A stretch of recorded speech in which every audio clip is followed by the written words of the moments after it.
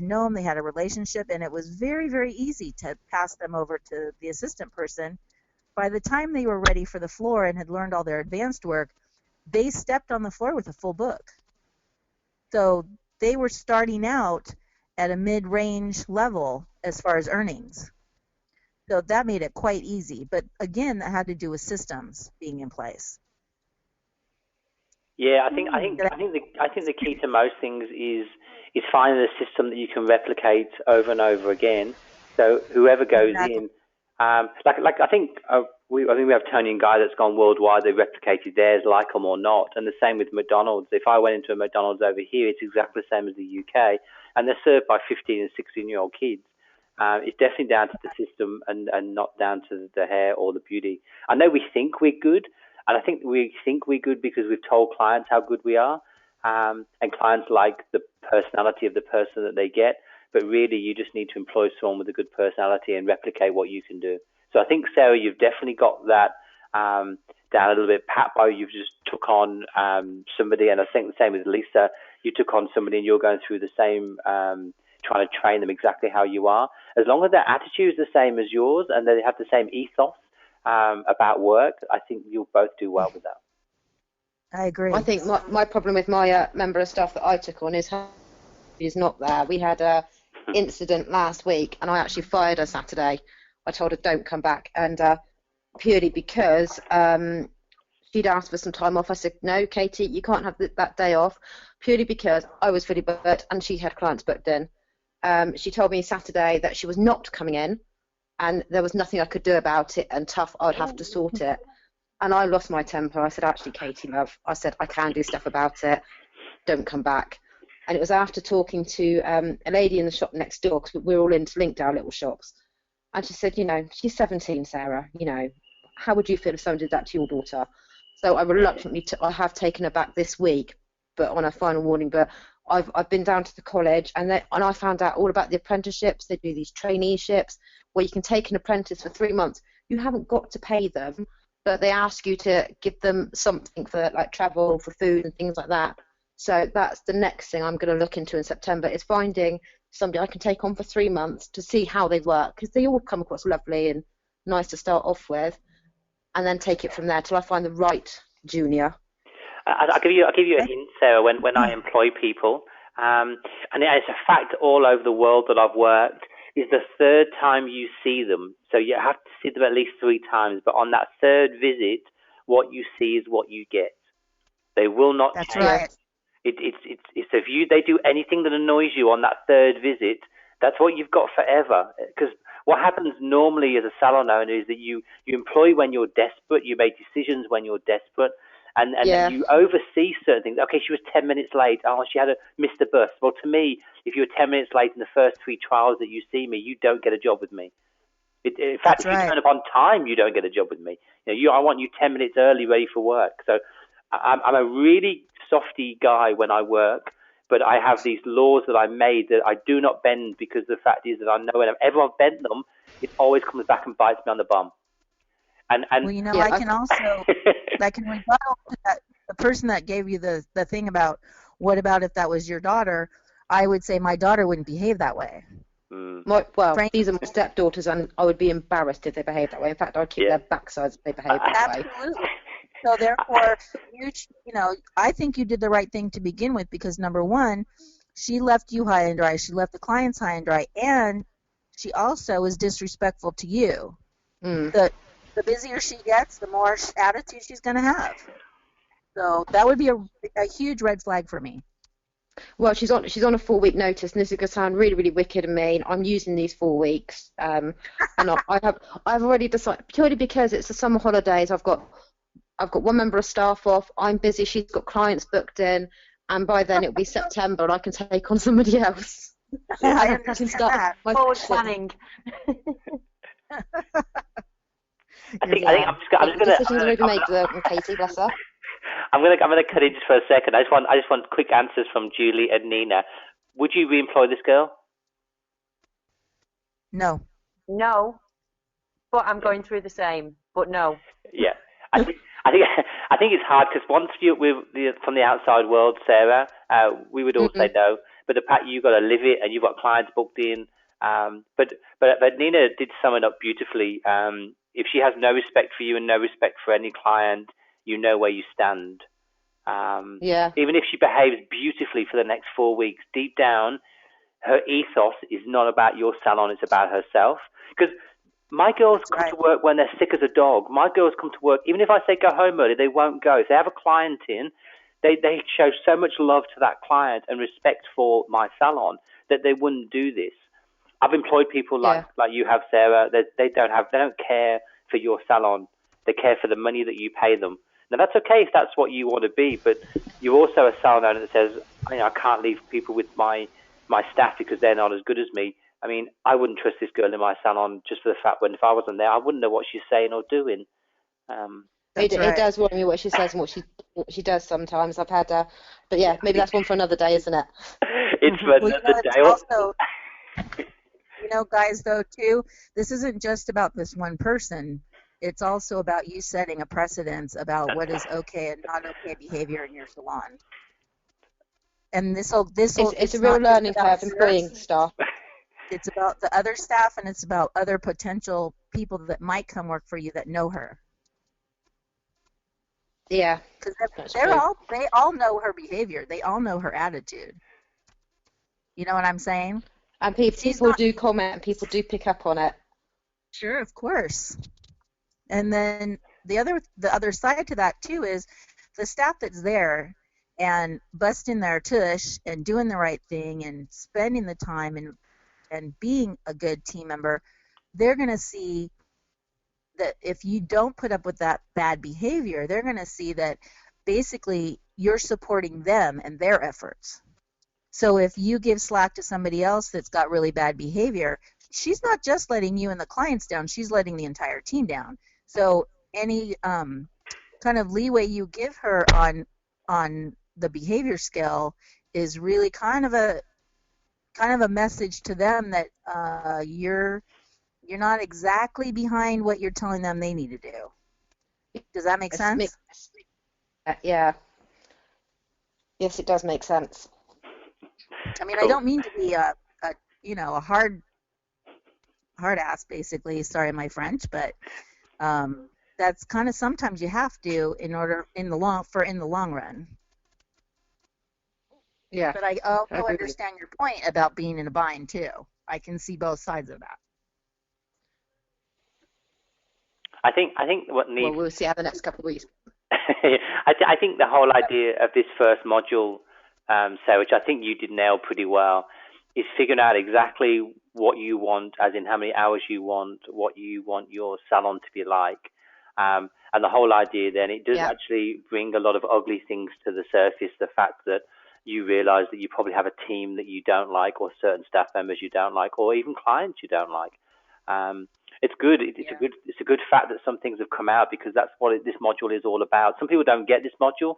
They just think it's just fluff, and it's not fluff. It really is about, let's build a salon around Sarah, and what's your core values and what your purpose is, because it's what will keep you strong all the way to the end. Because when things go really tough, if you're building a salon and you're strong with your ethos, you can't go wrong. You just stick on the same path. It's so easy. Because indirectly, if you believe that all staff should act a certain way and all clients should be treated a certain way, this staff member indirectly probably wouldn't even have got through the door for an interview stage. But, you're probably right there. but yes, it's one of them things that I've been many, many times before, and I remember working with a guy for 2 years, and I was so scared to lose him that I closed my salon. When he left, my salon actually doubled its takings because he was holding me back as well as everyone else. So Nina was definitely correct that everything you do in your salon, and we'll get to that with branding, is everything you do in your salon is a replication of what is about you. So if you're soft with this girl, the staff that are looking on, they think you're soft, or the girl's running the show. And also, you're not being respectful for your other staff members, because if they're working hard and doing things right, it's unfair on them. But secondly, no one knows where they stand, because your rules get changed all the time. Right. Once you set your rule, and I'm afraid, once you drew that line, which we will do through these modules, once we get through, I think it's module 4, after we've done the business plan, once we get to module 4, we'll set the benchmarks and standards in your salon for everything that you can think of, and no one falls below, even you. You're not allowed to fall below it. So it's a really good thing that we'll go through these modules. But for me, we have to start with the real fluffy one. Is what are you all about? And it's the easiest way. Once we know what you're about, it's the easiest way to build a salon around that. Okay, cool. I have one more thing that I need to add to this that I think is important. If all of your rules are based on what is best for the customer first and what is best for the entire team second, then it takes it out of your hands, because it's not about just what you like or what you want. It's not about you. It's about the customer, the business, and the team as a whole. So it makes it much easier to uphold your policies and to dole out disciplinary action if you need to, or termination, because they violated a customer or the team. They didn't just hurt your feelings or piss you off. So the difference is extremely powerful when you see it that way. And when you approach people, for instance, with the girl that just left because she didn't want to be there, whatever her deal was, okay, she let down the clients. That's number one. That's never okay. Period. End of story. And like Richard said, I'll go home if they're deathly ill, but like him, my staff would come in anyway. They came in, they saw me come in with a broken leg and work all day, sitting in a chair with my leg propped up on another chair with an assistant to run back and forth with the shampoo. But what that does is it sets precedence for them. Now, of course, there's exception to the rule, obviously, but then they don't think, oh, I have a sniffle or I have a cramp, I'm not coming in. Completely eliminated that from the equation, so I never had to deal with that. Very good point. Cool. Okay, so moving on through there, so we should have, for example, now when you've gone through this first module, an idea of what you're about, what you care for, and what you would love your salon to be, and you know where you are now.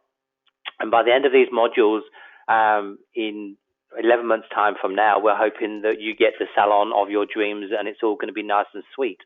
Because, if you hear Nina's story and Julie's story, and if you ever hear my story, I'm happy to share my story on Facebook all the time about where I've come from and where I am now. Most of us have been exactly where most salon owners are, and every salon owner I've ever spoke to have been in the same situation, where they'll say that they run it a certain way and there is a better way. And you have 3 coaches here to help you. You can nag me anytime you like, and I'll help you as best I can with any problems you have, that even if it dissects off the modules, I'm more than happy to dive in and help you. So I have a question that goes for all of us, I think. to Lisa and to Sarah. Did any of you actually ask your staff what they thought of you? I did. And I got, it's not from the questionnaire that you set out. Yeah. I've had half back, half filled by my stylist. My junior didn't even bother doing it, which quite clearly says an awful lot, doesn't it? It does. She said that, Sam, my stylist, she said that I'm too soft, I'm too easygoing, I do too much. Yeah. So I must have soft touch written on my forehead. Yeah, she said I'm enthusiastic as well. That's another word she used. But she said I'm too soft and too easygoing. Okay, cool. I think I need to grow some balls. Yeah, well, I think the key is once the systems are in place, and Nina did sum it up beautifully, that once you've actually set this line in place, your thoughts are always with the customers first. So when you react to anything, it's always down to a policy of, has it affected the clients more so than anything else?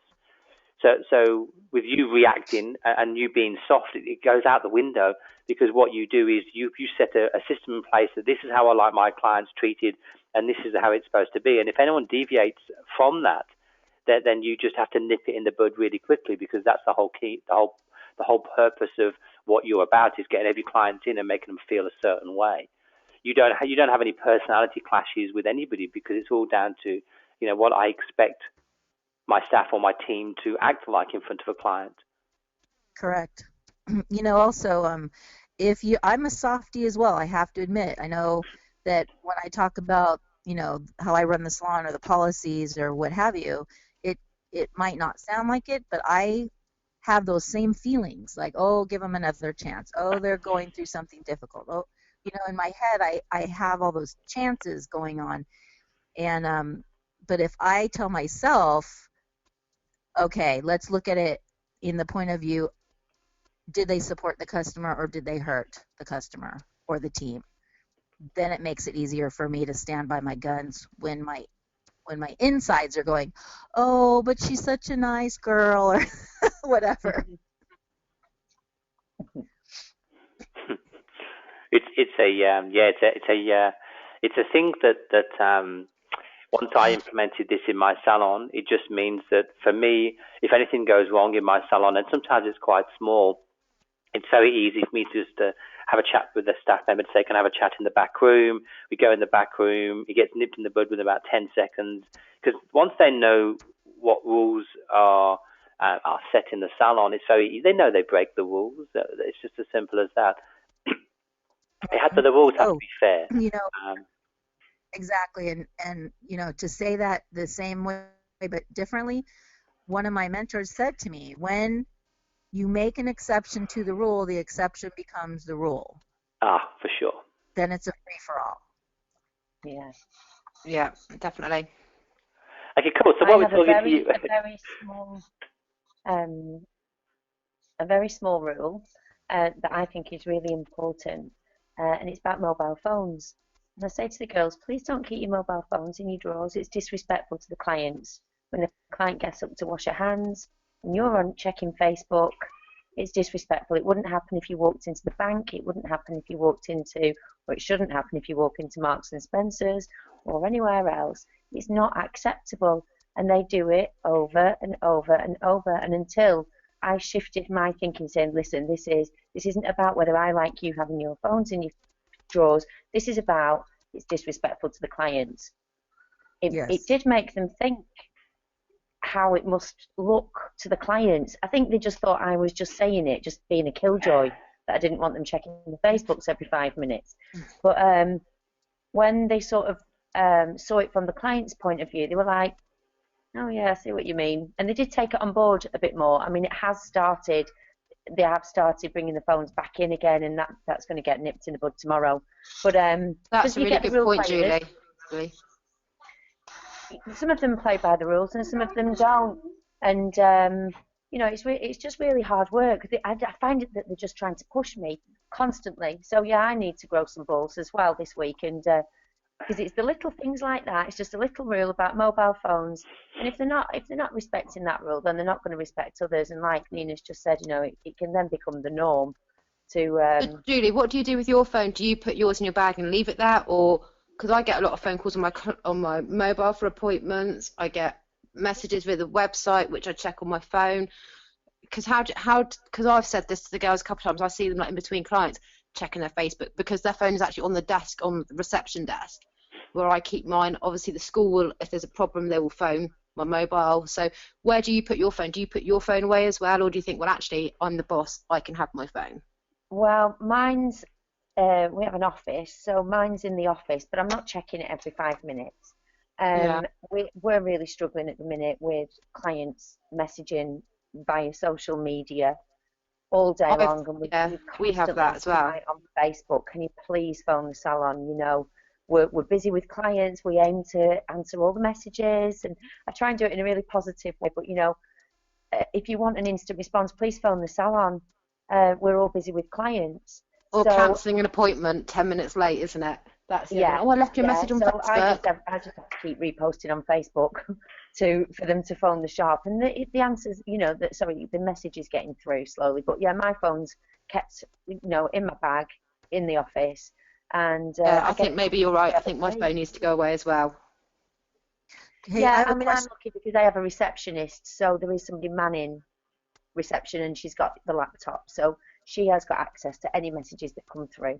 It's just when people personally, message the girls personally saying, I can't come for my appointment this afternoon, or it's one of the perils of social media, isn't it? It's they all think we're contactable 24 hours a day, and it is hard work because a lot of it, we get a lot of business through our social media, which is absolutely fabulous, and things like this, through social media. But it is just so hard when clients are, messaging you personally or messaging the staff personally regarding appointments. I'm the only one that doesn't have the issue with mobile phones. I think mobile phones are cool. I don't mind them at all. You don't mind when you sell them? I don't mind them. It's when they're on the Facebook pages and they're messaging friends, or they're checking messages in between, like when they're checking a client out, or that sort of thing, I think. Yeah, like I'll probably, out of my salon, I'm the only one. If you go in on a Friday when we have there'll be 6 staff in there, the only phone that's in a bag is mine, because I just don't have any friends over here, so I don't need to go on my phone. But in general, I don't have an issue. I don't have an issue at all with my staff members checking their phones in between clients. Like, not at all. It does not bother me one bit. Because I have a coffee machine. You're more easygoing than me, Richard.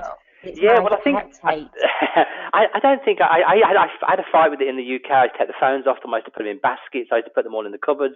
As they came into work, I'd take the phone off them and put them away. When I came over here, I just thought, just let everyone do their thing, because for me, it's about the second that client walks in, I expect 100% love from the second they walk in to the second they leave, and they do. But I think the way the world's going, I don't think I've employed anyone that doesn't have a phone attached to their hip now. It's just the way life is. And somewhere along the line, you need to try and work out what works best for you. For me, I never have an issue. It doesn't even bother me. In the UK, my blood used to boil with mobile phones. And now I just realised that I don't care. As long as my clients get 100% love, and as long as they're respectful to every staff member that's there, I don't care if you check your phone in between a client. But my staff don't seem to do that. So I think the line is really fine, though. And I agree with pretty much everybody that really, because there's a line there that seems to be moving. So, for instance, Richard, you're talking about them checking their phones in between clients, and I think part of what's being brought up is them on the phones or on their social media when they're in front of a client, and that is a huge ordeal. I never allowed that. And if they were expecting, like, say somebody was expecting a baby or somebody was in surgery, it was something really serious that they were expecting a call, I would let them have their phone for that particular reason only. Other than that, they need to put it away unless they're on a break. Yes, so with us, we have a coffee machine in the back room. So what they tend to do is they tend to check their phone while they're making a coffee for a client. I don't have no issue with that. But no one's allowed to phone the salon phone, but for emergencies they are. So if they need to phone for, if they're having a baby, they'll phone the salon phone. But what normally happens is that my staff, I have a rule in my salon that when they finish a client, that station needs to look like no one's ever been there. So that means they have to go in the back room to get the sprays, to get the brush, to get everything else, to come out in about 2 minutes' time. It gets done. And then if the next client's in the salon, they won't check their phones, because they literally, they're not allowed to keep a client waiting at all. So yes, I agree 100%. So the only time they do it between clients is when they're waiting for a client to arrive. But then again, my rule is they're not allowed in the back room either. So when they go in the back room, they only have about 60 seconds to go and do what they need to go and do. Then they have to come back in the salon and do something else. So that's what rule we have. We don't like back rooms. My back room is the grottiest, smallest back room you've ever seen in your life, and it was built like that for a reason. So I decided not to have a nice back room. So the salon's beautiful. The back room is small and grotty, and no one would want to hang around in it. In fact, most salons now that are built don't have back rooms in them, because that's where all the trouble starts. Yes. My salon hasn't got a back room. We share a kitchen area, and I don't spend any time out there unless I've really got to. Yeah, cool. So while you're I think talking, the reason why they're so while you're talking to me, Right. Sarah, I got a question. If you can see my screen, if I had a magic wand, how would you like your life to look like? How different is your life now to how you would do if everything was perfect? Oh, that's a really hard one, isn't it? How do magic wand have to look like? We talk about life in general, so it's not really about the salon. So, for example, I personally believe, and I don't want to go off topic too much, that if you wanted to live on the edge of the ocean, you would live on the edge of the ocean. Like 95% of people in the world do tend to live where they want to live. Like their earning capacity is down to them and them alone. Because if I said to you, there's a job going in Scotland and they're paying £500,000 to be an educator, would you apply for that job? I would strongly consider it, I think. Yes, I would. Because the majority of people would think that they're not good enough for that sort of money. Yes, I found that to be true as well. Yeah, there's a limit, and as you ride up this level, you realise that you can get to that level if you want to. It's just strange how, for example, when you see the jobs that you let people go for, some people will only apply for certain jobs, and some people won't apply and head to other jobs because the fact is they think it's too much or out of their league, or they'll be hanging around with snooty people or whatever it may be. Everyone was born with nothing, and I'm afraid no matter who you are, we're all going to go with nothing. No matter how much you accumulate in the middle, you'll definitely have nothing when you go.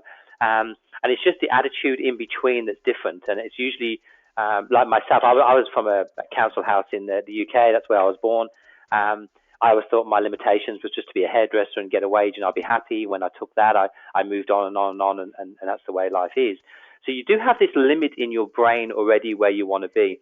For me, I decided I want to live looking at the ocean here in Australia, so I made that happen. It means that I had to get the salon that would earn me that sort of money. So I knew that I needed X amount of seniors, and I wanted to charge X amount per hair, and that's how you get it. So if you had a magic wand, you live in Devon. I think Devon's beautiful. I've been through Tiverton, but only very shortly when I lived in the UK. But yeah, so what would you like? Do you want a big house, small house? What's the dream? Oh, I'd like a big house on the outskirts of town. Not like in the middle of the sticks, but just far enough out that you can get into town when you need to. I'd like to be a lot less stressed. I'd like to have some chickens and some poultry. Have some time to read books again. That would be good. Yeah, and like with that, if you sat down and worked out how much that house would cost, you would realise you probably wouldn't be too far away from where you need to be. Because once and Nina, love it. Once Nina wrote down Think It, Ink It, I think the fact that if you really wrote down and worked out how you could get it, I reckon you could get it. Like, it's not that hard. I agree with you. Yeah, it may seem hard at the moment because like you're nowhere near it, because to that sort of house you might need to have a salon turnover of £500,000 and you might need to pay yourself £150 a year. I don't know.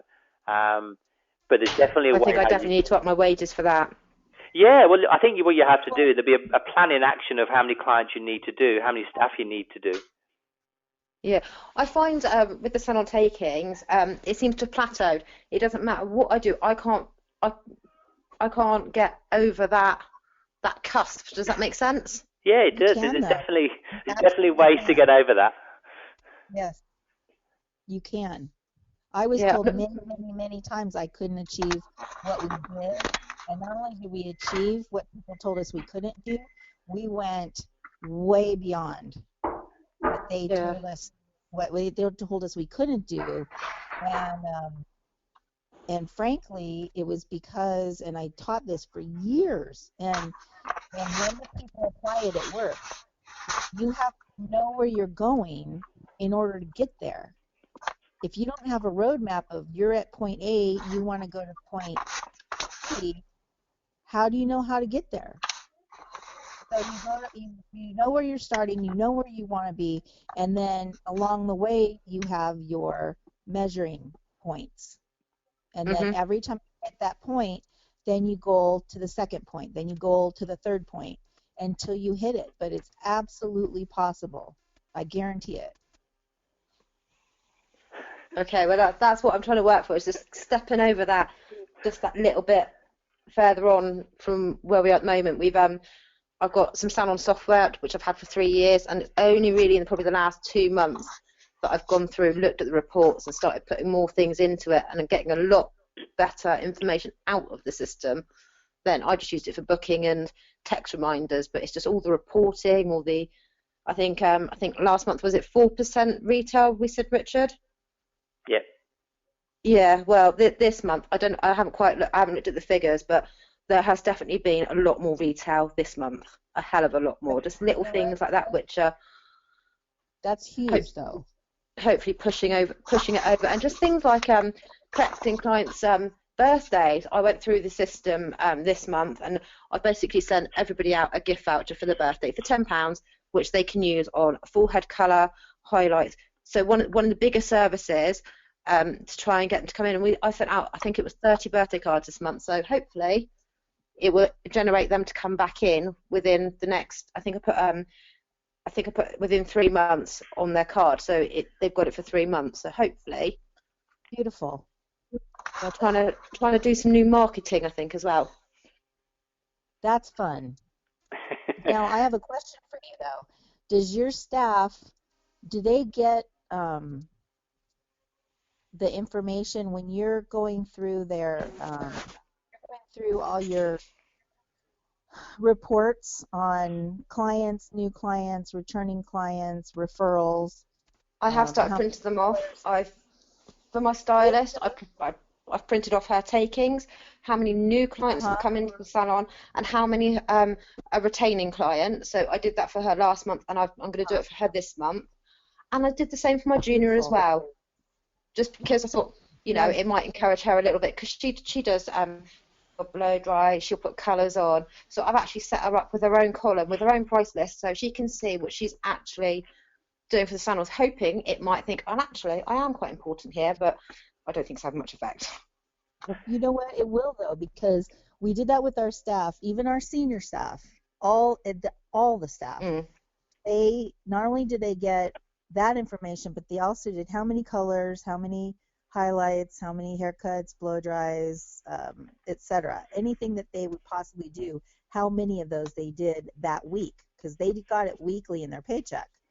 And so then we would sit down with them and we'd say, okay, let's make a goal. How are you going to increase these things right here? Like, we would let them choose. Do you want to increase your color service? Do you want to increase your texture service, your haircuts, what have you, or referrals? That's a good idea.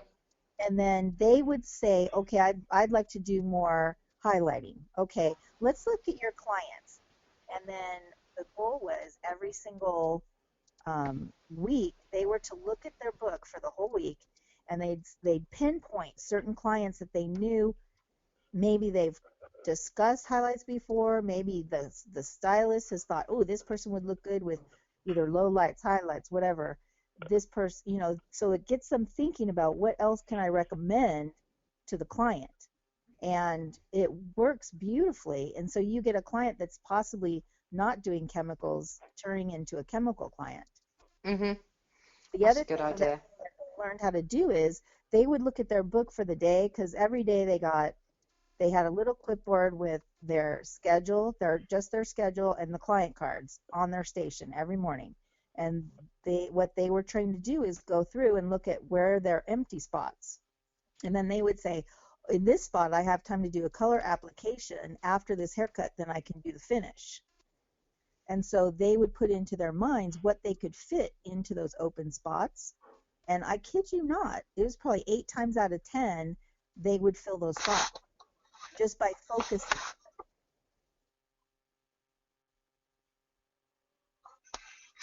It really works. I swear. Okay. Hey, Julie, got something to say? I'm just listening intently here. Okay, cool. I think sometimes my staff see a gap in the appointment book and think, oh, brilliant, I've got a break. Yeah. That's because you work your staff Another hard thing as anyway. well. Pardon? That's because you work your staff hard anyway, I think. Yeah, they do work non-stop because we're predominantly a nail salon. Every treatment, every appointment is an hour long, so they just go from one to the next to the next to the next. With very few breaks in between anyway.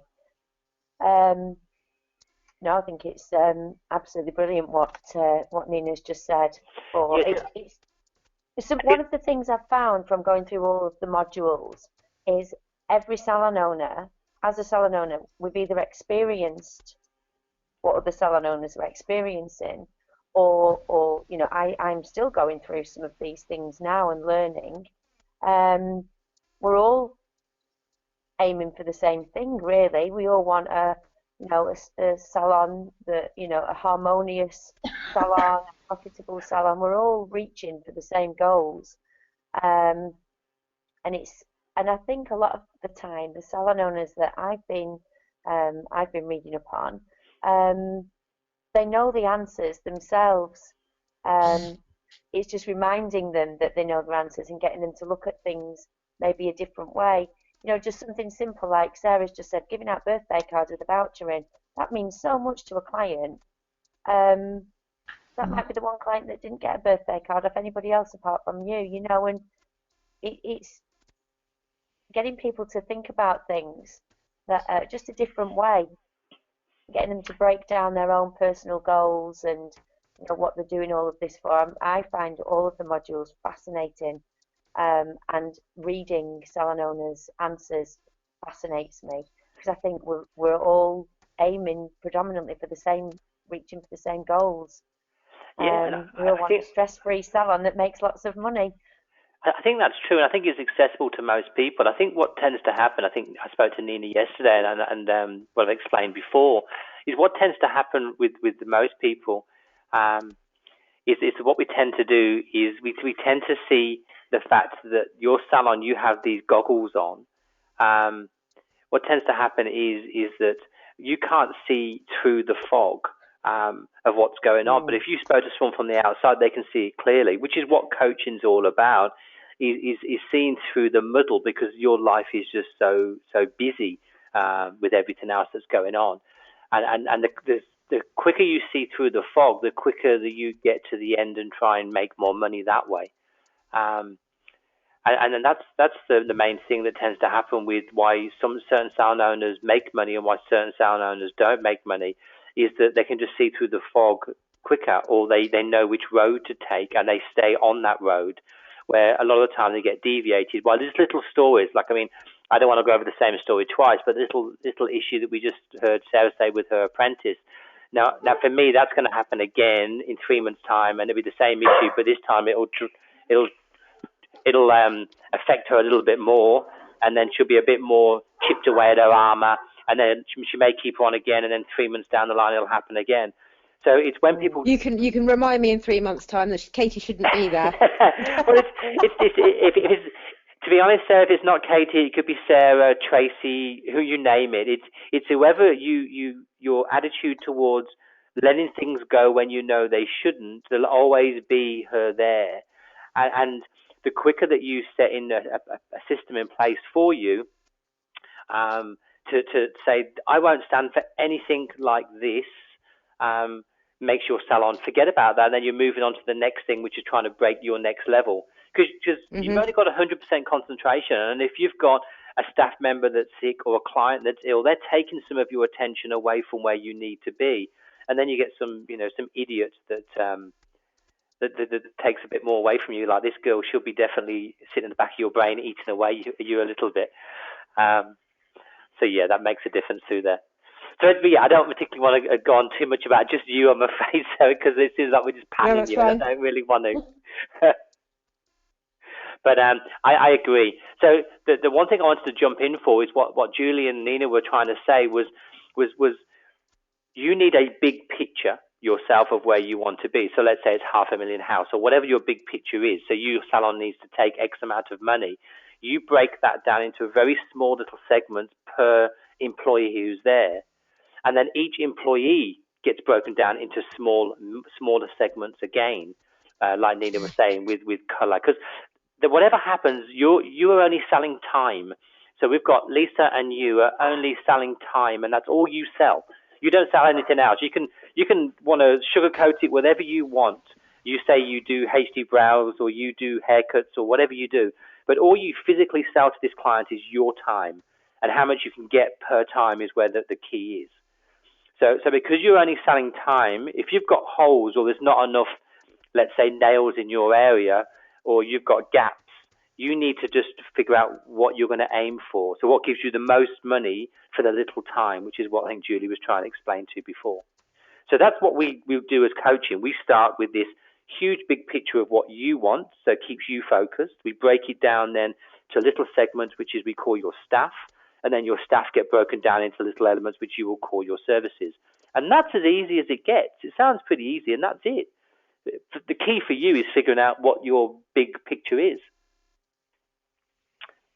Absolutely, because you just said it, Richard, because that's like setting where you want to be, where you're at and where you want to be. That's exactly the same exact thing that you said. Yeah, because what happens is, I mean, looking at Lisa and looking at Sarah, you're both doing 50 hours a week, because what you're figuring out is you can't earn enough money in the hours you get in, but you've only got 50 hours, so you're stuck. There's nothing else more. You're either going to put your prices up, lose a few clients, and the new client's going to pay more money, or you get a new staff member, then that allows you another 50 hours because you're going to book them up. So you've got to remember what you're selling. You're only selling time, and that's about all. So cool. You have time for a point on this? Yeah, go for it, go.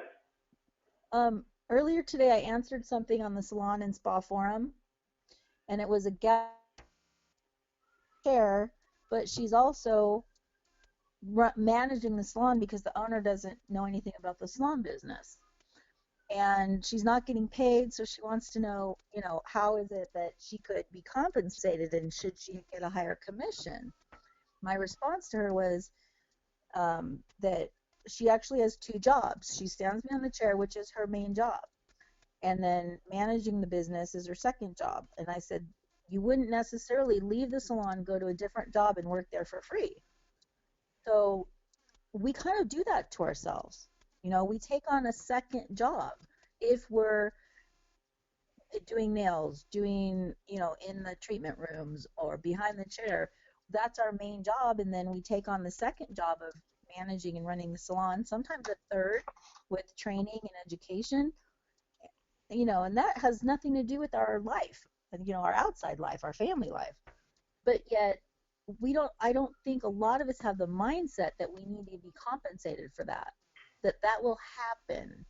So even if you don't have the money to do it now, what if you had to pay somebody to do the tasks that you're doing? Then you can make a choice. Either I pay somebody else to do it, which frees me up, which I did because I don't like bookkeeping, so I hired my own bookkeeper and accountant, and or you pay yourself what you would pay somebody else. So even though you may not be at that point yet, I think that's an important goal maybe to have somewhere in your notebook, in writing, stuck on your wall, somewhere, so that you can kind of refresh your mind. Oh yes, eventually, that's how I need to do the structure as far as, what you need for yourself.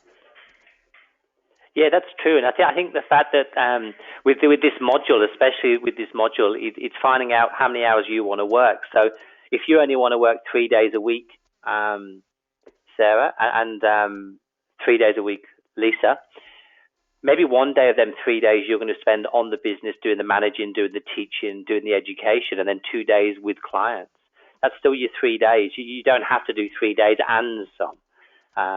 The whole idea of what we're trying to achieve here is give you an idea of how you can actually get a good salon in the time that you have at that salon. That seems to be the plan through there. Yeah, I think we covered quite a bit through there, through the modules. I didn't get onto the branding section. So our next modules, which I will release sometime today. So when you guys in the UK get up in the morning, your new modules will be there. this is all about branding. So you'll have 2 exercises to do. One will be create a mood board for your salon to find out if your salon is saying everything about you. So whatever happens, I don't care who you are, if you're Vidal Sassoon or you're the little barbershop down the road. If you walked outside these salons and looked at them, you would almost know how much it's going to cost you to enter. It's like looking at a restaurant. You know what you're up for by looking at the way it's painted and the writing. So what we're going to try and do with you guys is figure out what's your salon saying about you, what do your staff think your salon's saying about them, and does it marry up with what you believe your ethos is and what you believe life's all about. So we're going to have, one of them's a mood board. We can try and do in a team meeting. I don't know whether you guys are up to team meetings yet, but if not, you'll need to maybe cross out an hour with your staff and do a mood board. So what you'll do is you get a bunch of magazines, you'll cut out things that you'll think your salon's related to, and you'll stick them on the board. And at the end, you'll look at this big picture of what your clients, your staff, and what you think about your salon. Does it match up with what it really is? Have I lost you there, Lisa or Sarah? No, it's a good idea. Hey, Richard? Yeah. There's one other thing they can do as well that worked very well for us.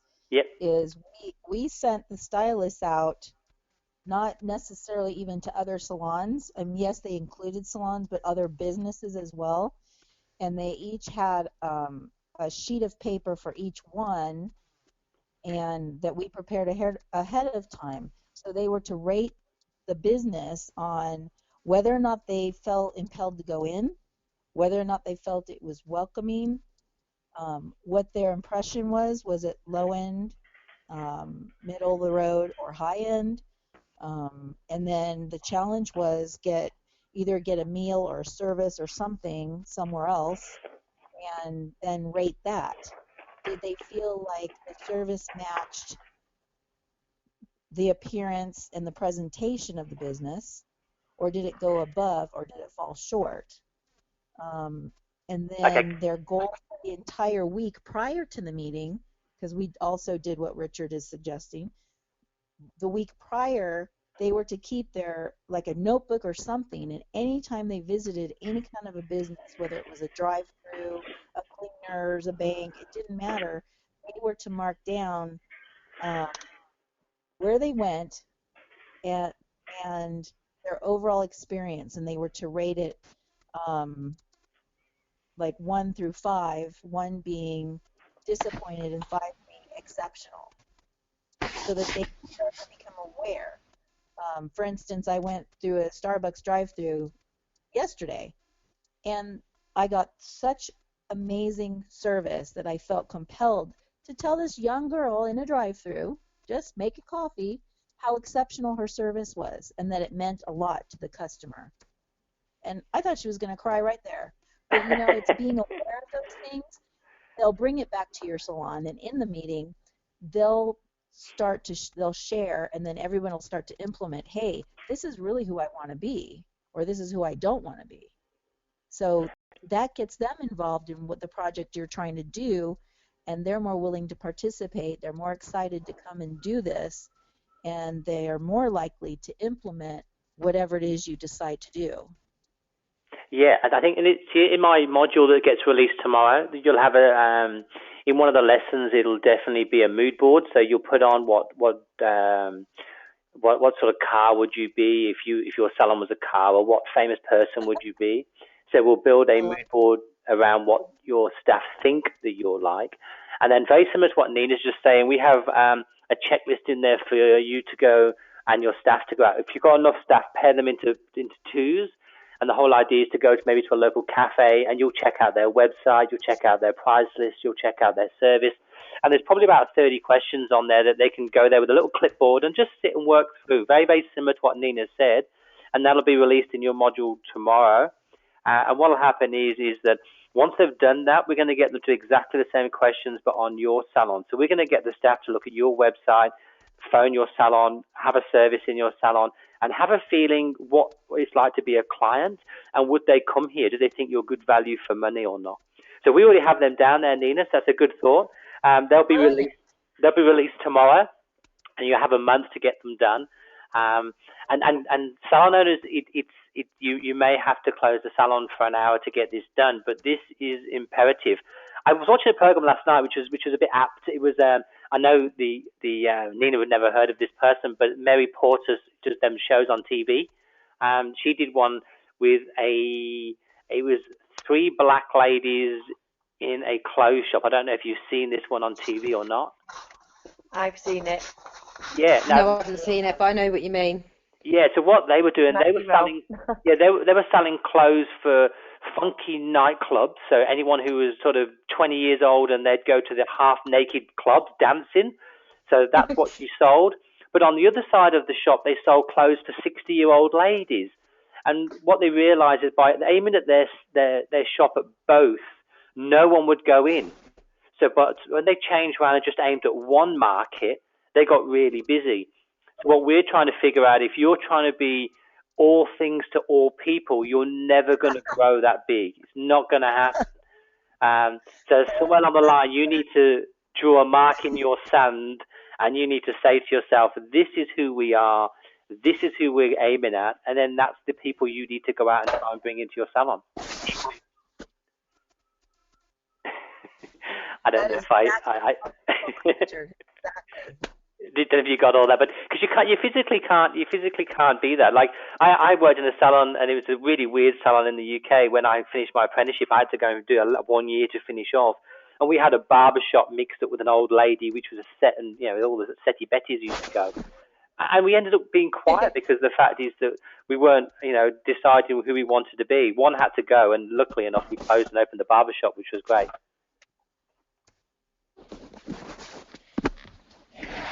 I think what the salon owners have is that they're afraid if they eliminate any part of the population, they're going to lose money, when in fact, if they know who they are and they know who their target market is, they actually increase their income.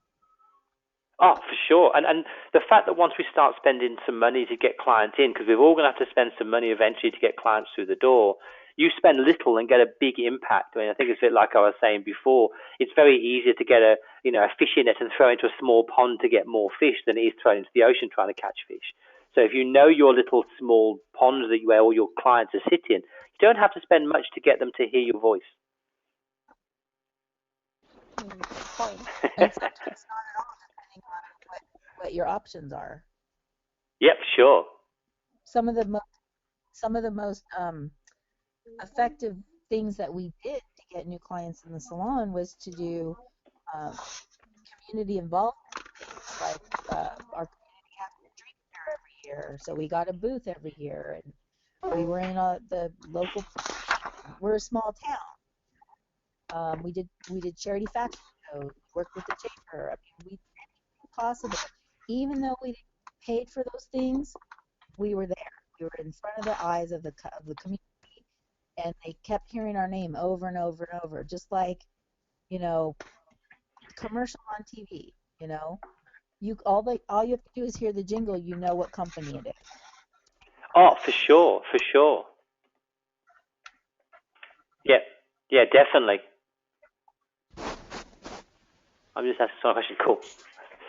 I think this is one thing I found within my salon is when I came across the salon and acquired the salon, because it wasn't planned, most of my ladies were probably 60s, in their 60s, and now it's slowly coming down. But I think as well, where did I send you the pictures of the outside of the salon? Yep, you did. Yeah, and I think as well the location does put people off because they see it as an old lean-to. It looks tired, it's scruffy. There are always cars packed outside, and once people are in there, they're like, "Oh my god, it's massive! It's light, it's bright, it's airy." But I think the age thing is. I mean, I'm quite happy to do the little old ladies, my bread and butter ladies, but actually, I wouldn't mind my clientele being 40 years younger than what actually come through the door, which is getting there slowly. It's a good mix. But yeah, I could do with knocking 40 years off some of the clients without sounding rude to them. I'm sure they'd love you too as well.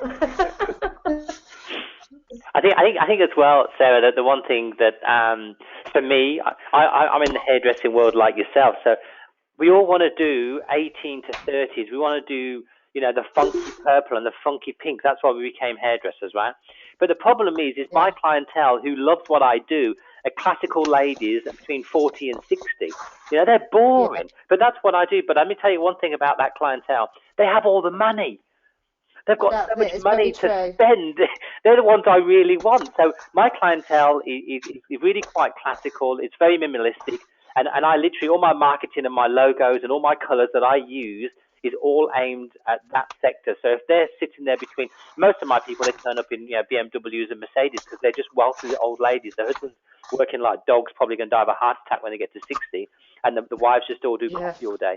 That's my clientele. But it's my clientele. They found me. That's who clientele that I sort of found out. But they sort of found me, and I thought, that's what I need to be. That's who I am. I never was this 18 to 30 fantastic hairdresser that I always dreamt I was going to be. I never had the flair for that. But so some of your oldies, like you say, your bread and butter is a good thing. You aim at 18 to 20, and I do enjoy them actually. They are a good laugh, and that's the sort of hairdressing I trained to do 18 years ago. I mean, I'm 33. 34, and I trained doing sets, perms. That was what I've always done. I've never done the funky, crazy colours and stuff. I'll have a go every now and again. I'll see it and things, but I just think, a lot of them are well up there, all retired and stuff. It'd be nice to bring it down a notch as well, to have a few younger ones in, I think. Yeah. I think quite often it's to do as well with your branding and your decor. We've just got, my salon's based in a very affluent area, and a salon just opened a few weeks ago, and all the clients were coming in saying to me, oh, there's a new nail salon opened. And so I drove past, and I just thought, oh dear, she's not done a market research at all. The place is hot pink. She's got handwritten signs in the window saying what her special offers are, which is an absolute bugbear of mine. Yeah. It all looks very cheap, and she will attract the 18 to 25-year-olds who don't turn up for their appointments quite often and haven't got as much disposable income, and they're starting to have babies and they're getting mortgages and stuff. And I just thought, leave her to it. It's not concerned me in the slightest. Mine's a luxurious grown-up space, and I think I've done all right with my branding and the colour schemes and everything. Quite contemporary, but it appeals to like more. This sounds awful, but to more stylish women. I think branding is a hard thing. I had my logo done when I set the salon up 3 years ago, and I said to Richard, I think it was last month, said actually I want to do a bit of a rebrand. I was debating. There's another salon in town called Hair and Beauty Zone, and we're HR Hair and Beauty. And I find that I get a lot of people booking in, thinking they're booking into Hair and Beauty Zone, and they get people booking in down there. So there's two salons we're completely different salons, but the names are quite similar.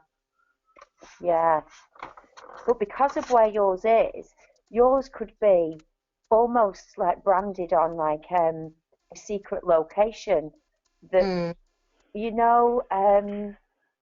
because it could be incorporated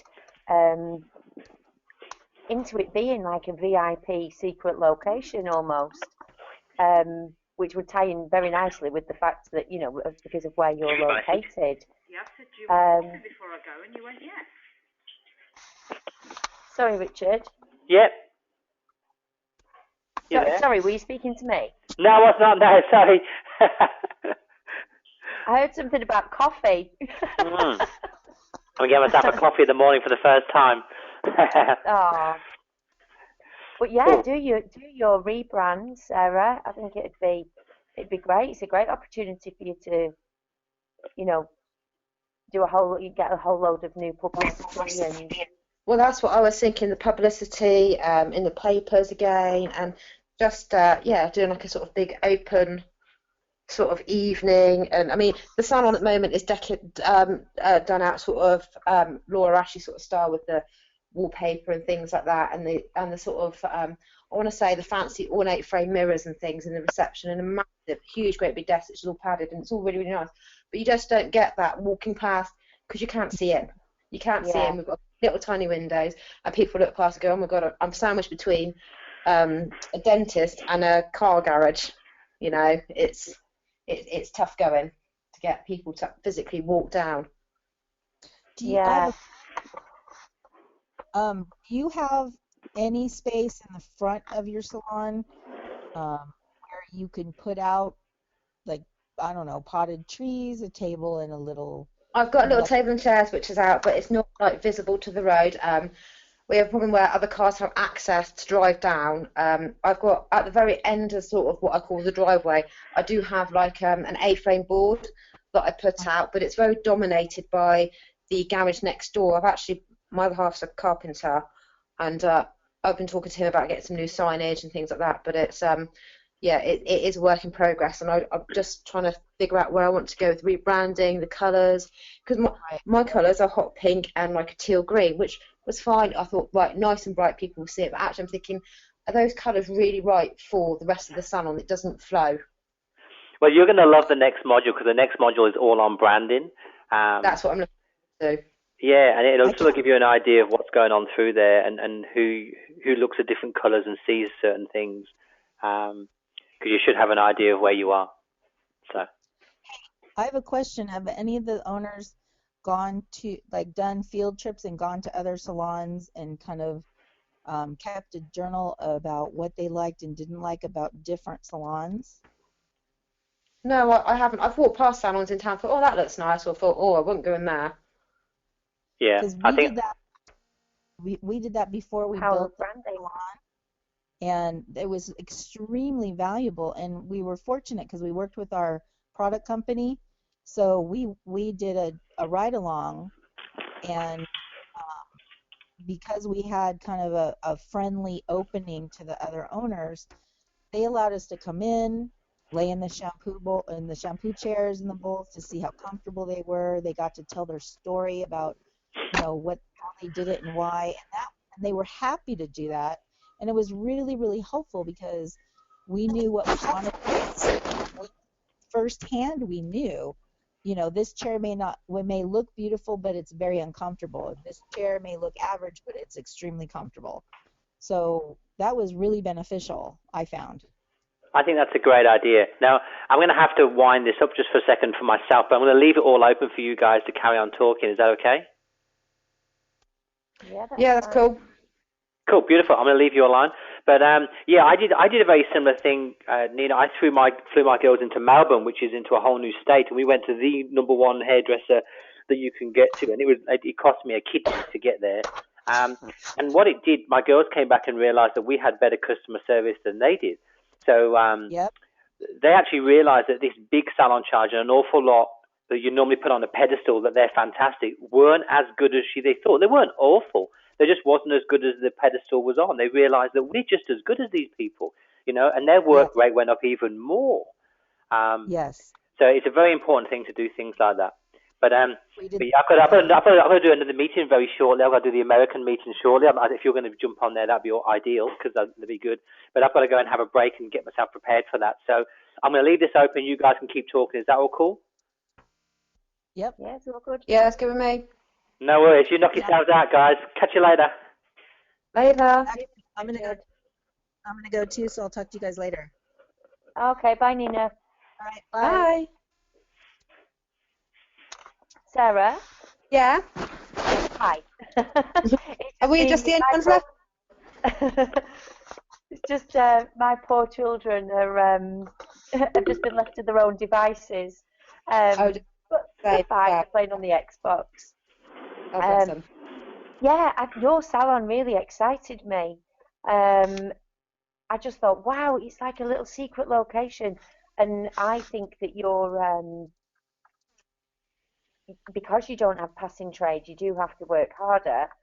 But once you get more staff in, upselling to the clients that you've already got, because you've already got a good client base, to getting them to have more treatments, I think is the answer, really, because you're unfortunately, it doesn't matter how much you fluff up the outside, if people aren't passing, they're not passing, are they? No, I find it very.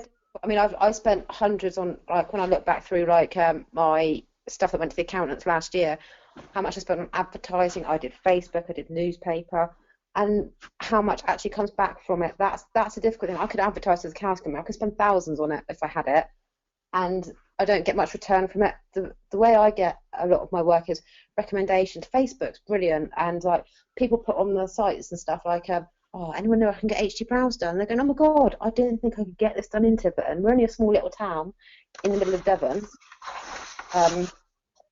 Yeah, so. Yeah, you need to pinpoint that woman now, don't you, and put her on the spot and say, listen, I need to know whether you're in or not, and I think her thing is obviously she's not going to earn money from it straight away. Yeah, I think she's going to struggle financially because obviously she's not going to be making mega bucks to start off with. She's got her own flat and she's always struggling for cash as well. And I'm just thinking, oh, you know, I don't want to invest in something like that. I think I don't quite know how to go. I could do with another stylist, but I can't afford to pay another stylist. Yeah, it's a difficult one. I've been there, taking that leap, thinking, oh God, can I afford somebody else's wage? But if you find that you're at a point where you're turning away custom because there's only one of you, there's only one of you doing the HD brows, then I think, do I just say, right, I'm going to go back in and work on a Wednesday, then I'm in the salon then 5 days a week? You know, I don't want to do it because I actually quite like having a Wednesday off. I quite like being able to go pop across the school, pick my little boy up, go to Costa's and we go and get like a baby chino on the way home from school. Yeah, it's because we've got my partner's kids come every other week, so it's nice to have that bit of time, just me and him. Yeah. But yeah, it's well, I think realistically, especially come September, to bring the takings back up to what they were, so I could have almost saved to take somebody on, because obviously January, February is going to be quiet. I think I'm going to have to go back to work in September on a Wednesday just to make sure the money's there to back up another stylist that comes in. Does that make sense? Yeah, definitely. But you know the thing you were saying earlier about the apprenticeship program where you can take them on for 3 months? Yeah, the what's it called? A traineeship it is. Yeah. Because if you've got somebody that can already wax, you're sort of halfway there, aren't you, with the HD brows? The rest of it is you teaching them that technique. Yeah. And when you go through the modules, you'll see Richard has a very structured way of employing somebody. And it's really clever. We use this in our salon. So the first port of call is you would advertise, so whether it be on social media or what, that you need a trainee, that you're looking for a trainee and you've got fantastic opportunities for them. And you ask them to phone the salon. So other staff members are in on it.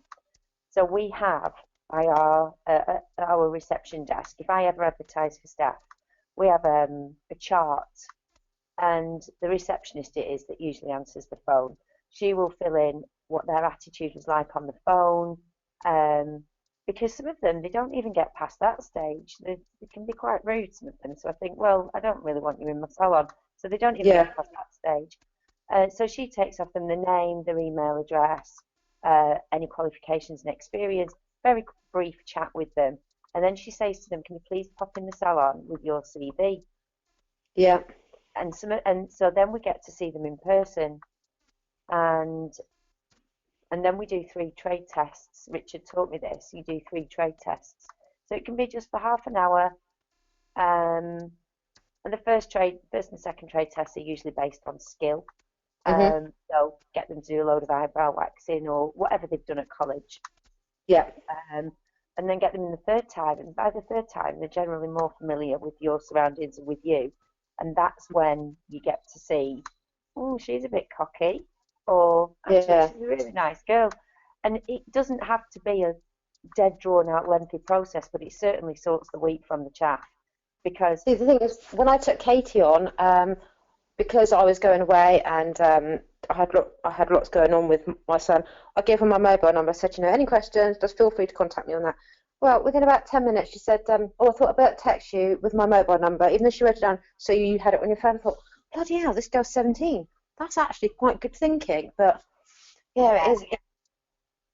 Yeah, so I was quite impressed with that. And then I don't know, it's like lots of family problems and stuff like that. And then her nan comes to the salon, and so I think it gets like a little bit personal then, doesn't it? Yeah. Her family come to the salon, and then suddenly her sister starts turning up, and then her mum starts turning up, and I'm just like, oh my God, it's not. And I said it's not a family dropping centre, Katie. Your family can't just rock up when they feel like it. You're working. But yeah, I think the three sort of meet them 3 times is a good idea. I wrote on my Facebook that we had a fantastic opportunity for a new receptionist. Our receptionist has always dreamed of being a nurse, and she's going to do a nurse training in September. So a couple of months ago, we advertised on Facebook for a receptionist, and it categorically said, please phone the salon for details, because we knew at our end that all the girls were in on it, and that they were going to fill in this chart, seeing what the people's attitude was like. And when I finished work that night, I had 30 inboxes on my Facebook, and I thought, there's 30 people that can't take instruction because I asked you to phone. Yeah, that's true. Yeah, I had never thought of that. Simple thing like that. And I think because it was all people that I know, but like, oh, what about my sister? And I just had to write another status then saying, I won't be replying to all the inboxes. I do apologise, I don't have time. But can you phone the salon? I thought, I'll give them another chance. Yeah. And some of them didn't even bother to phone. And I thought, oh, you're just wasting my time. I'm glad I didn't reply to 30 Facebook messages. But yeah, definitely for your salon to grow and for you to be able to take a step back, you're going to have to find staff.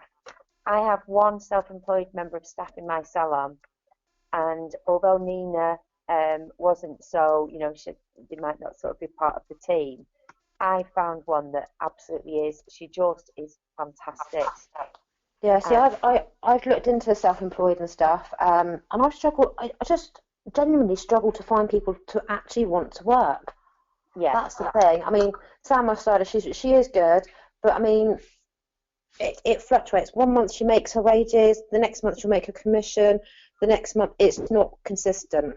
I can't seem to get consistency. I mean, she's very good when she is good, but I just can't seem to get the clients in for her. So that's another way. I suppose that's down to the marketing again. And I'll put like a post on Facebook. Oh, Sam's had a cancellation. Full set of highlights for cancelled last minute. We've had a cancellation Saturday morning for a full head of highlights. If someone wants to come in, we'll just knock a bit off the price, sort of thing. And I just think, does that make us look desperate, or do people think they're getting a good deal, or I just don't quite. Yeah, I know what you mean. Yeah, it is a tough one. Where is your salon based in? Is it based in? It's in a place called Polton-le-Fylde. It's a little village full of funky wine bars and gorgeous restaurants, and we've got a beautiful, prominent position. Our salon's in a beautiful, historic 18th century building. And I don't live in Polton. I live about 6 miles away. But I picked the location on purpose because it is a very fashionable little sort of place to be, really. Yeah, so my salon come about just purely, I'd moved back to the UK after living overseas for a couple of years. I split up with quite a drunken, violent ex. I was a single mum with my little boy, and I needed a job. Basically, self-employed is all I could find, and I found this little salon. Well, within 3 months, she said to me, well, I'm going to retire. And I was thinking, oh, shit, what am I going to do? And she said, well, why don't you buy it, Sarah? I said, well, I can't. I've got no money. I've got nothing in savings. I said, I've got £2,000 in savings. That's it. That's all I've got in the whole wide world. And she said, well, I bought it cheap. I paid 10 grand for the business. And I basically gave her my £2,000.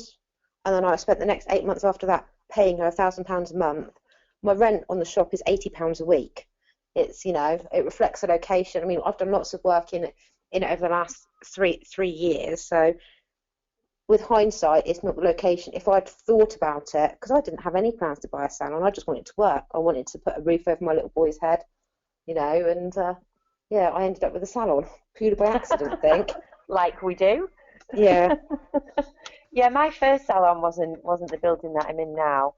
I worked from home for 15 years while I was like bringing up my 3 children. My husband works on an oil rig, so he doesn't even live with us for half of the year. Yeah. So yeah, I know exactly what it's like being like trying to juggle children and work and everything.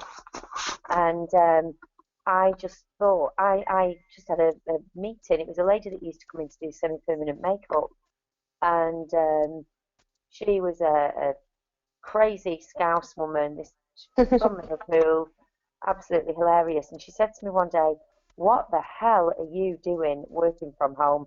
She said, "Julie, you could make a fortune." She said, "The clients love you, you've got brilliant customer service, you're fantastic at your treatments, what are you doing?"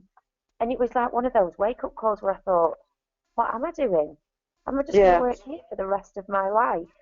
So I knew that there were no good salons specialising in nails in this village. So I just got in my car one night and drove around, and I was looking at empty buildings and stuff, and I kept thinking, oh, could I take the plunge? And I came home and I said to my husband, you will have to support me financially. So then I started a business plan, started writing a business plan, and showed it to 2 of my friends who bought into my idea, and they were like, "Listen, we'll lend you 15 grand. We don't want any interest. We don't want anything back. Just pay us back what you think you can afford." And it sort of exploded really from there. And we didn't have the best location. What I did do, which was a massive gamble, the first 3 weeks of business, I gave away free nails. Blimey. I swear to God, they were queuing out the door. The word spread like wildfire. So this little building that nobody knew about, everybody in the town, everybody in the village got to know that we were doing free nails.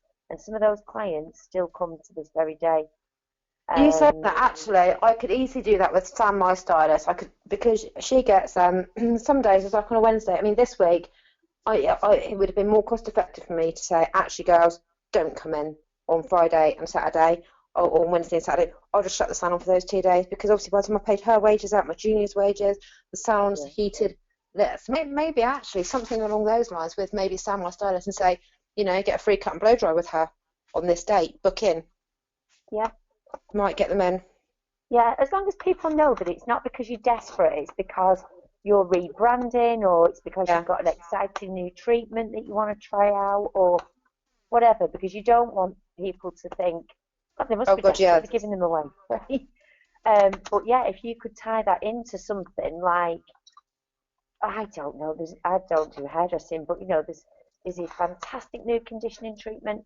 What I find works as well on my social media is if I ask questions. So like I'm an educator for a company called Celebrity Range, and they do these amazing eyebrow palettes. Oh yeah. And they're fantastic. So all I write on Facebook, every time we ever get a load of them back in stock, I'll write, "Do you have sparse, patchy eyebrows?" That straight away appeals to everybody with sparse, patchy eyebrows. It makes them carry on reading. And you could do the same. Do you have dry, brittle, whatever hair? Or does your hair, have you got a bad haircut? Or does your hair need a restyle? And that could, you're then appealing to all of the people that need a restyle, and get your girls booked up that way. It's so exciting marketing. I love helping people with their marketing, and just getting them to think of different ways. I mean, I did spray tanning, and I mainly did it, to be honest, for myself. I went along with, I trained with Novotan. Yeah. And I actually sent one of my other stylist, off to go and do spray tans. She absolutely loves it, but it struggles to get people in for her. And I find it really difficult as well. So Sam, she'll tan me all the time, because I think you've got to look the part, haven't you, for people to buy into it. But she won't have a tan herself. She said, "Oh, I don't want to." I said to Sam, it doesn't even matter if you come in with a bikini top on. As long as your face and your arms, the bits people see are tanned, that's all that matters.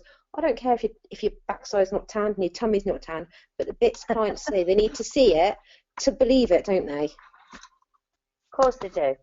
course they It's do. the But she'd same say with- buy into that because all they'd say is, Sam, you look healthy. And she'd say, oh, it's Nuvitan. We've got them on offer at the minute for whatever. And there you go, you've got a client. It is just thinking about, it's just getting them through the door, isn't it, to try these things out.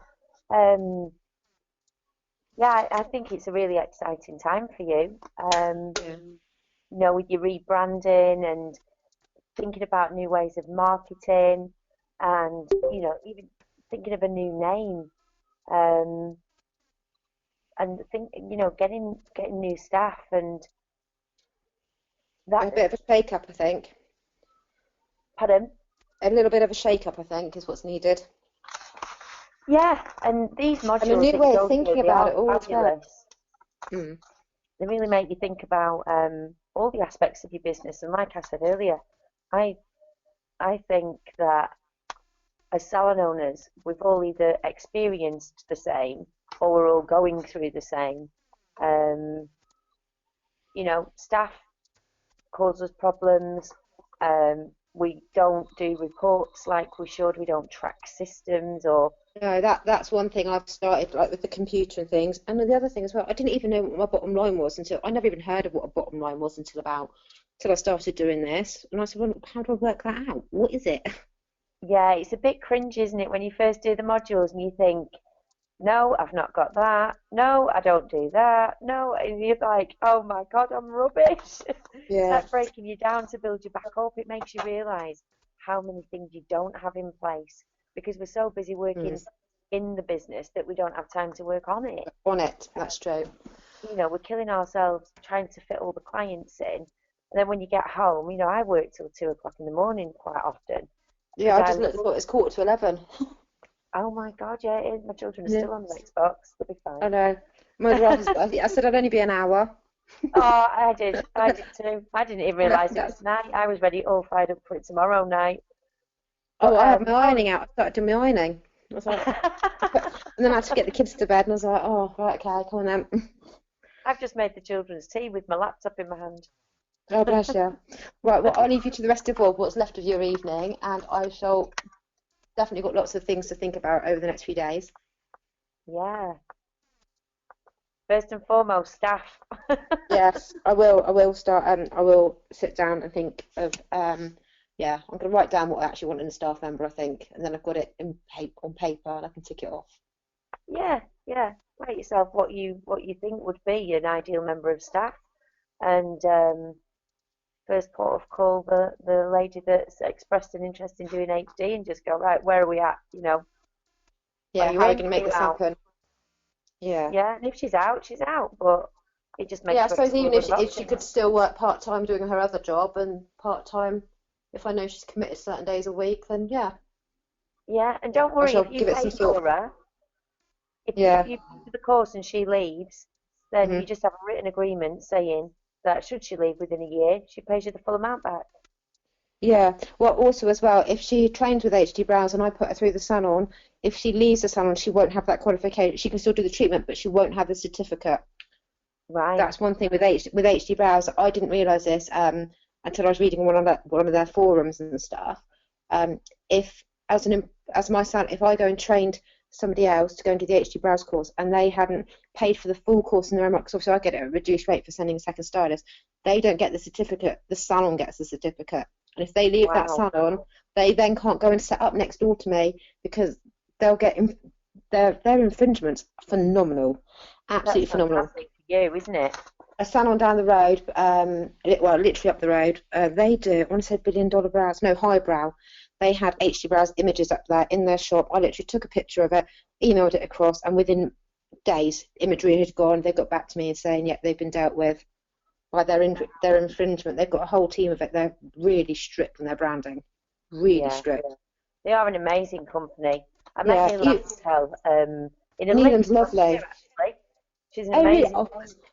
I met her by mistake. I went up to, where did I go? I went up to one of the beauty shows, and I stayed in this hotel with Premiere Software. Have you heard of them? The computer salon software. My sister is one of the managing directors for them, and I'd gone up for a weekend. I was blagged a free ticket. They wanted me to go around to various other salon software providers and book appointments, set up meetings. I had a list of questions. One of the other team from basically, I got my salon software for free by doing that.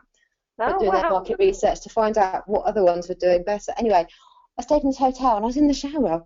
And I got out the shower and I thought, that's a bit weird. That's not my bag. I thought, my sister must have been in. But this guy had walked into the room, dumped his bags down, and he'd come back 10 minutes later. It turns out it was, he worked for Shellac. So he said, after we had a bit of a giggle, we stood there in a towel thinking, oh my God, just as well he didn't walk into the bathroom. The next morning, he booked me in for Shellac, and this girl was doing my nails. And she goes, oh my God, you're not going to believe what happened to my husband last night. He walked into the room, there's this girl stood there in a towel. I went, oh my God, how awful. And she was telling Neelam about it. And I went, was this girl fit? And yeah, apparently she wasn't bad. I said, that's right, that was me. And then Neelam said, she said, I know you haven't had a patch test, but somebody's let me down for HG Brows on show. Are you available? I went, yeah, all right then. And that was it. That's how I met Neelam and how I ended up doing HG Brows. Wow. Well, do you know what? You weren't in Manchester, were you? No, this was in London. Right. Because I met Neelam in a hotel lift in Manchester last year at one of the beauty shows. Oh, really? Neelam is absolutely lovely. But if you ever get a chance, go down to Milton Keynes. So that's where she's based, and it's really nice because when you're doing your training and your refresher days and things like that, because she's there, it's where she's based. She often pops in and says hello to you and stuff. And I went to the HG Brow Definition Tour up in Cardiff, and they say, oh, can I take your name, your salon name? I said, oh, it's Sarah from HR Home Beauty. And they said, well, where are you from? I said, Tibbet. And they went, oh my God, you're Sarah Cadigan. I follow you on Instagram. I went, well, there you go then. Oh, that's Not Instagram, fabulous. Twitter. So yeah, so that's quite cool. Right, I really should go. Oh, yeah. I'll leave you to your evening. Oh, it sounds like it's fabulous for you to be like affiliated with that brand. It really does. Yeah, I You do need enjoy somebody the else brand. now to follow in your footsteps, don't you? Yeah, definitely. Right. Well, I will speak to you soon.